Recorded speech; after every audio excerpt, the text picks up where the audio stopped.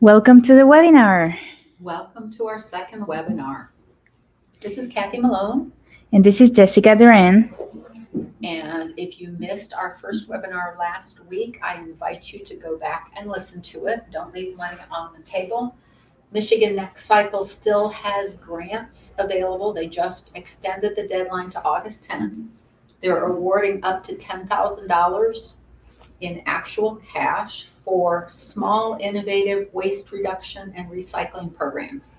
It's only for Michigan farms, or it can be an out-of-state consultant as long as most of the work is done in Michigan. And it's a really easy grant application. There are only 4 essay questions, each 300 words or less, plus some boilerplate and cost estimates. And you can sign up for a free half-hour consultation with us for help in brainstorming what project you might want to submit an application for, or for help filling out the application. Yeah, you can check it out in our blog and mecountrylife.com. So lean can be a daunting subject, and it is full of jargon. You may have heard of lean in relation to Toyota. It's how they got their quality up and their costs down. I promise to de-jargonize it. And also in this webinar, we'll give you some steps to get started in lean right away and in a way that gives you the best benefits. Yeah, and I don't know if sometimes do you start your day at the farm with the phrase, it feels like a Monday, feeling like everything is going wrong, nothing works, cows got out last night because someone left gates open. Are you trying to fix something and you can find the tools you need? The cows broke the electric fence again because it wasn't hot. So lean can help you out. So Jessica is the founder of Me Country Life, a bilingual dairy consulting business. She's a veterinarian trained in Mexico and has worked on a variety of dairy farms, from a 3,500 cow conventional farm that was an award-winning farm to a smaller organic dairy farm where she helped them double the number of cows they had. I, Kathy Malone, I'm an environmental engineer with 40 plus years of experience, especially in lean, including optimizing processes and making companies, helping companies with their standard operating procedures. So I'm going to start with, I always start with this 3-minute 4x3+1 for safety. And I thank Safe Start for this information. It's a Canadian firm that has a safety program. But this is safety in general. This is not just about your workplace. This is when you're at home. And you're much more likely to get injured at home than you are at work. And if you've got a family, you want to be modeling safety for your kids so that they stay safe as they grow up. So there are 4 things that are emotional states that make it more likely that a near miss will turn into an injury. And those are rushing and frustration and fatigue and complacency. And would we ever be all 4 at once? We're in a hurry and we're frustrated and we're tired and we're doing a job that we're so used to doing that we're on autopilot. Fatigue is its own whole animal. OSHA actually has a whole webpage about fatigue. OSHA, of course, stands for Occupational Safety and Health Administration, and it's the U.S. administration that governs worker health. So it's been shown that fatigue is more debilitating than drinking, that it's more cumulative than drinking, and that you're more unaware of its effects than you are with drinking. So we'll talk a little bit more about error-proofing for fatigue further in the presentation. So you ever have any accidents at your farm? We show this picture of the manure spreader. Complacency combined with fatigue is a formula for disaster. I was working at my horse farm. I've been there 30 years now once. And my help had quit and we were doing all our own work and it was the winter and 10 below. And I had a sweater on and the sweater got caught in the shaft of the manure spreader. And luckily my coworker had the presence of mind to turn the tractor off because I was far enough away, I wouldn't have been able to get there. To this day, you cannot get me to walk on that side of a manure spreader. So then the 4 contributing factors behind those emotional states are your mind is not on the task, you're thinking about something else. Your eyes are not on task. In today's day and age, can you say cell phone? You put yourself in the line of fire. Have you ever been kicked by a cow? That's as close to line of fire as you can get. And then traction slip grip is all it takes to turn a near miss into an accident. And the traction slip grip, a lot of dairy farms actually have pretty good traction in the barn. In Michigan, the danger for that is ice in the winter. And I had a thing a couple years ago where it was 10 below, it was 2 in the morning. I was going out to close a gate. I don't remember why, which is probably the result of me having hit my head in the fall. And I slipped on the ice and went down backwards. And I remember thinking as I went down that if I got knocked unconscious, they would find my icicle in the morning. And I started after then carrying the yak tracks or traction cleats. And I carried them, I put them on when I walk out of the house. I take them off when I get in the car, put them on when I get where I'm at work, take them off when I get in the building.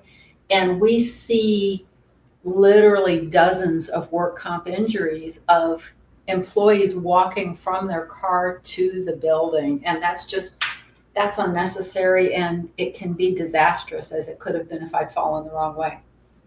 So then the 4 ways you fix it is you self-trigger. I call it my I'm bumping into things stage. You ever go to walk through a doorway and you kind of hit the edge of the door jamb, or you reach for a coffee cup and you knock it over? I've done that more times than I can count. I'll say out loud to the people around me, I'm at my bumping into things stage. Please watch out for me. Doesn't matter why I am that way. I am that way. And watch out for me so I don't hurt you, and watch out for me to help me not hurt myself. Second thing you can do is analyze near misses. So the stats say that for every 1 serious injury, there are 10 minor injuries, 40 property damage with no industry, and 300 to 600 near misses. So if you want your safety program to be leading indicators instead of lagging indicators that you can't do anything about, you want to get going on a near miss program. Third thing you do is you look at the work practices of others. We all love criticizing other people. That's so easy. And the fourth thing you do is you work on your habits, because your habits will save you or sink you. When you get in a tight situation, you revert to your habits. So when you're building a habit, first you have to think about it. Then it becomes a habit, then it becomes a reflex. And everything with respect to safety needs to be at the reflex level. One of my favorite horse people, he has 2 sayings that I absolutely love. The first one is, when it's time for action, it's too late to prepare. That was Ray Hunt, legendary horseman. And his other one was, confidence is being prepared for the unthinkable. So now we start into our actual lean part of the presentation. And you'll see this very complicated diagram, and that's the formal Toyota production system house. It's got a lot of components to it, and we're going to make it a whole lot easier here. The main thing I wanted to show you is that the roof of the house, the overriding component of everything, is that lean is supposed to give you the best quality, the lowest cost, the shortest lead time, and the best safety and the highest morale. So a lot of people think lean means efficiency. They think it means lean means eliminating people and eliminating jobs, but it is not designed to do that. It's designed to have people work in a productive way, and in a way in which things get better all the time, both for the company and for the workers. So let's break this down into a simpler perspective. So I like to take these index cards, and these are the components of a lean system. And you can put them in whatever order you want to. We're going to talk about the first couple of those today, and the ones that you might start with the soonest, but you can do them in any order, and you'll probably keep circling back around and coming back to them and coming back to them as you get deeper and deeper into your program. The first one is getting a lean mindset. So did you know that the mind cannot refuse a question? If you keep asking your brain a question over and over again, it will start saying, they must think that's an important question for me to have an answer to. And it will start coming up with answers. The training for this I heard was somebody would ask, what's the color of the car parked 2 spaces to the left of you? And nobody ever knew. I certainly wouldn't know. But he'd ask it at the break, he'd ask it at lunchtime, he'd ask it in the afternoon. By the next morning, their brain was saying, that silly person is going to ask me what's the color of the car. And it would log that information. So if instead your question is, what's the smallest change I could make to my job that would make it easier for me, that would improve the process by 2 seconds, that would make it safer, that would doesn't cost a lot, because one other leading author says money kills creativity. So if you keep asking yourself, what would make my job easier? What would make my fellow workers' job easier? You'll start coming up with answers. You'll start being aware of the opportunity for answers, and you'll start believing that those changes can happen. So Yeah. Oh, and yeah, I mean, it can be really simple, like having a little bucket with your, for like, let's say that let's create a down count kit. And why don't you just grab a bucket, have it ready there with your calcium, with your hypertonic, maybe some vitamin B, your syringe, your stethoscope, and your IV set. And every time you have a down cow, then you just grab your bucket and ready to save your cow or you treat your cow. It can be as simple as that. And if you've got anybody who's artistic, I would have them paint the picture or take this picture of the down cow and put it on the bucket so that it becomes clear that this is the down cow bucket, that this bucket's not supposed to be used for anything else. Yeah, I actually have different color buckets. The only color bucket at my horse farm we use for water is the bright pink ones, which I took a lot of flack for, but actually it's a different plasticizer and the ice comes out easier from those. Blue ones and purple ones are something different. That's a great idea. What about creating a medicine cart? We used to have at the farm a little cart with some buckets with some medicine, a little area for antibiotics, another one for aspirins, another one for some boluses in general, and our IV set. So we were ready, and we will just take our medicine cart and walk to the pens. And then you put your headlocks, walk your pen, find the sick cows, and you just treat them right there. And that'll make it easy for you. You can even have a drench kit for your cows. And again, make it easy. And tell us about the best drench kit cart you ever saw. Oh, once I I saw this big medicine cart with two big barrels full of water, and it had a pump that will take the water on top of those barrels to 15-gallon little barrels, and then it will have a connection for the hose that you use to drench a cow, and you just will have that mix ready, and by gravity, the water will go to the cow. And the gravity is awesome. It means you don't have to stand there and pump and pump pump. It really saves ergonomically for people, saves time, and makes pain. If it's easy for especially with your hurt wrist right now, if it's easier for somebody, it's more likely to get done. So then number 2 or number 3, these two are interchangeable. You can decide which one you want to do, is quick ones. And that is, the subtitle is Fix What Bugs You. So what's the most annoying part of your day? I don't know if you guys, but sometimes going to the shop and seeing all that mess is like, oh man, I can't work here. There's a lot of tools everywhere. I can't find my right tool to do something. And I remember one dairy we visited, the person talked about you had to walk all the way across the floor like 500 feet to get to the tool that you needed. And you had to do that like 10 times a day, and how annoying that was. And this helps you when you do these, jot down, you'll see the cards that we show you to do this a little bit later on. Jot down how much time you saved, how much time it used to take compared to how much time it takes you with the change. And that can help cost justify buying another broom or rake or shovel or bucket.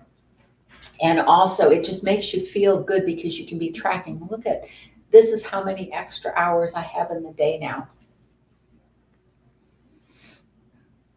Yeah, another this picture, when I saw it, I was like, this is perfect because you can put little labels, like these are the red labels, and you can use that for your shop. And if you have robotic milking machines, then you can put blue labels and have those tools for just your robots or for the parlor or for each individual area. Yeah, one of the premises is if you've got 10 different places that do the same thing, give them all their own set of tools and label it so you know if they came and borrowed your tool because your color is in their shop.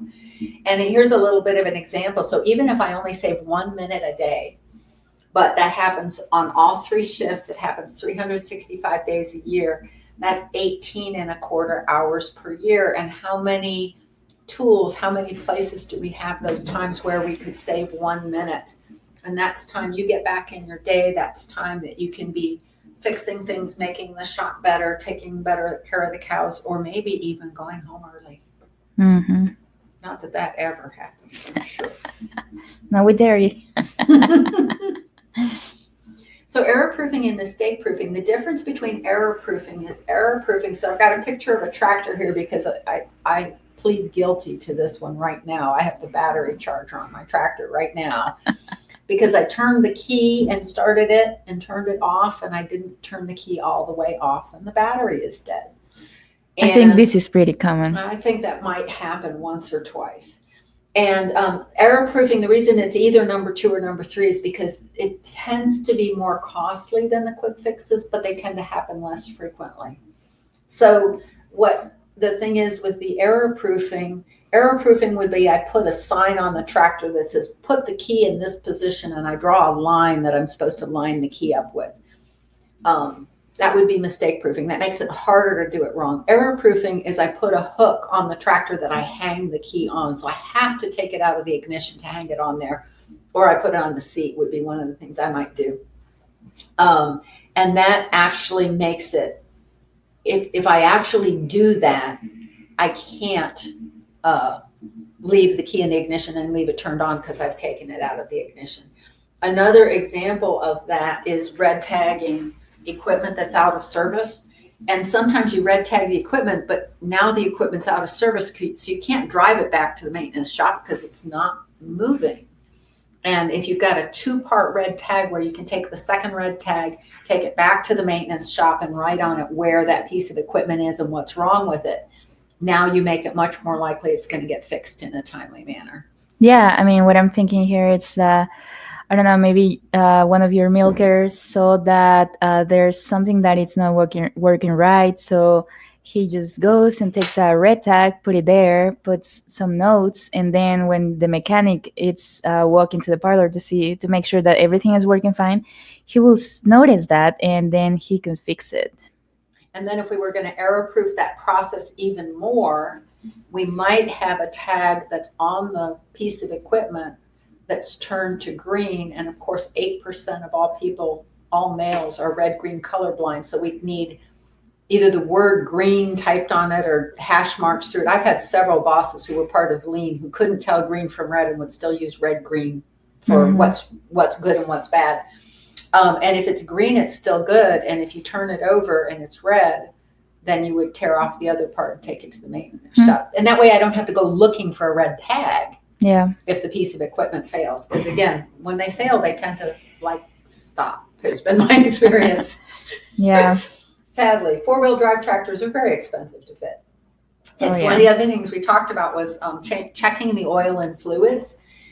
Yeah. And yes, we all should check them every time before we start. Does anybody actually do that? I don't think so. But yeah, I mean, it's pretty common. Every time I try to use the tractor, it's like, there's a leak here, there's a leak there.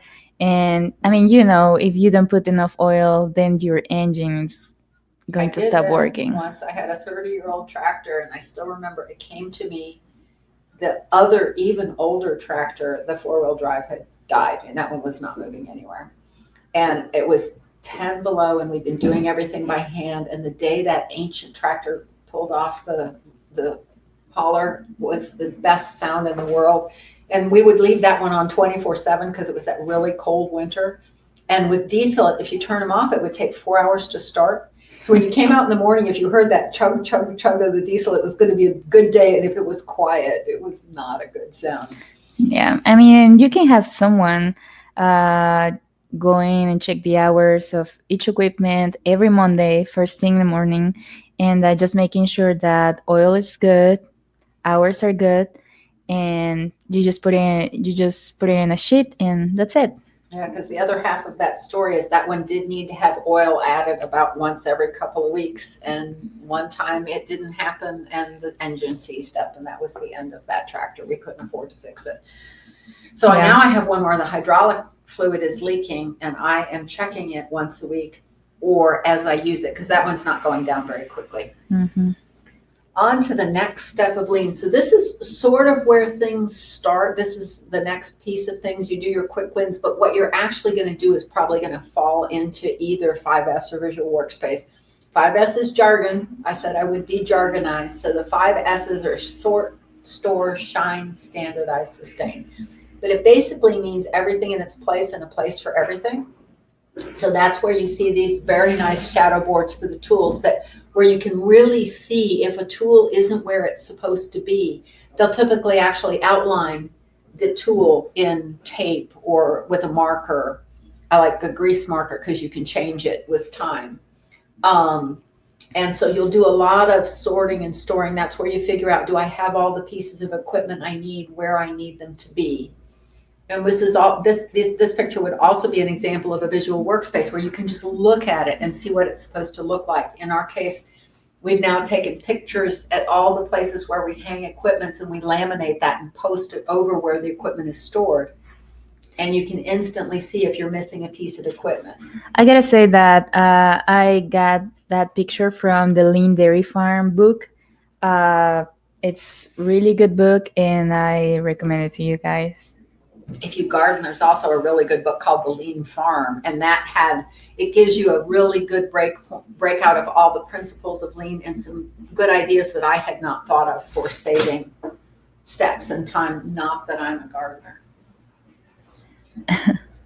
So this visual workspace here, we show a tool that's left out somewhere. Who knows if I can find it when I need it, compared to one that's hanging where it's supposed to be.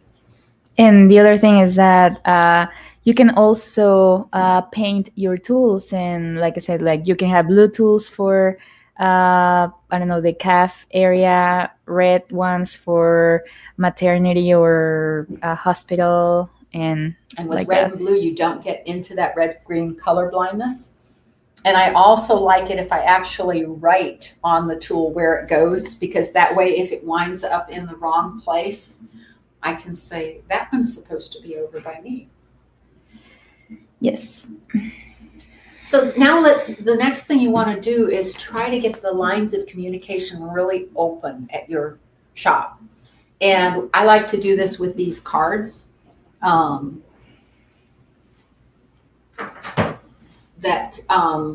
just 3x5 cards. And if you have the team members fill them out and just have some place for them to leave them. And a green card might be ideas for an improvement. A white card might be just a change to a process, a standard operating procedure checklist or description. And red, and you'd want the lines going on the other side to deal with that red-green color blindness for a near miss or a safety hazard. And have some place that those are collected.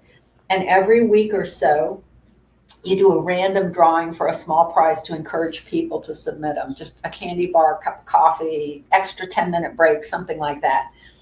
It gives them recognition, and you also want to give them recognition where you say, hey, Jessica had this really good idea last week, and we implemented it, and it saved us. It's going to save us 10 minutes a week or 15 minutes a week, because those little changes add up. And then if you have that box, on the back of those cards, you can actually evaluate, is this change we're going to do now? How much would it cost us? How much would it save us?